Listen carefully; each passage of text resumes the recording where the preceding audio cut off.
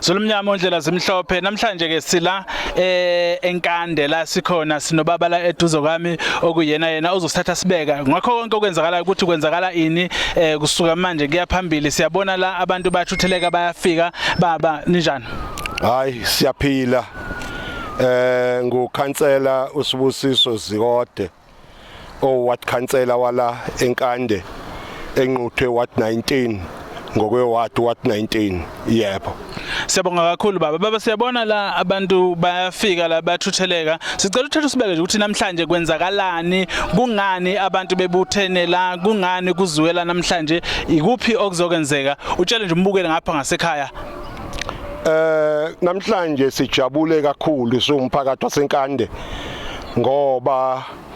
iphupho leminyaka engaphezulu kwe15 iminyaka silwela ukuthi lo mgwaqo ufukhandwe osuka la kwi-tar road uyongena kule ya crash elapha ngenhla iNomkhosi crash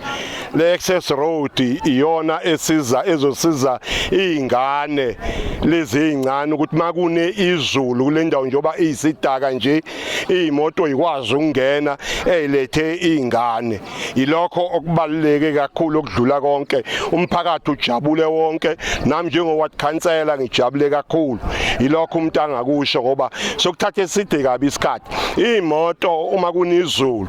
beyipaka lapha emgwaqeni lo wetiyela uP54 road beyipaka khona kufanele izingane ezincane ezifunda la iCreme crash zixavuza udaka la ingakho bekudala nanokuthi ke inamba yezingane esikoleni igcine yehla abazali bethatha ezinye izingane bezisa kwamanye ama crash ngoba izingane zabo zixova udaka makunizulu ilokho kubalekile.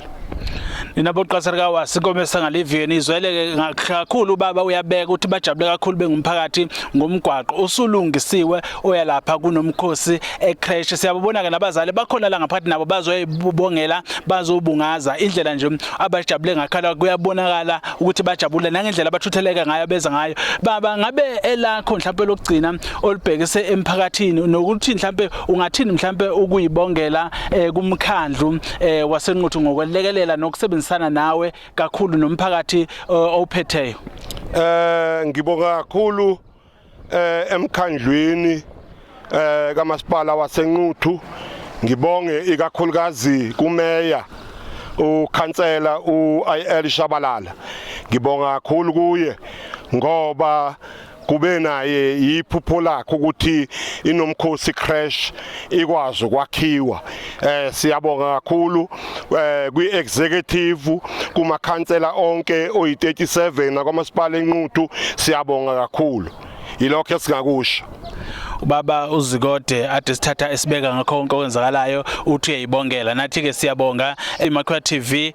siyabonga kakhulu ukuthi sibe kanye nawe baba siyabonga nethubo sinikeze lona siyabonga kakhulu nathi siyabonga baba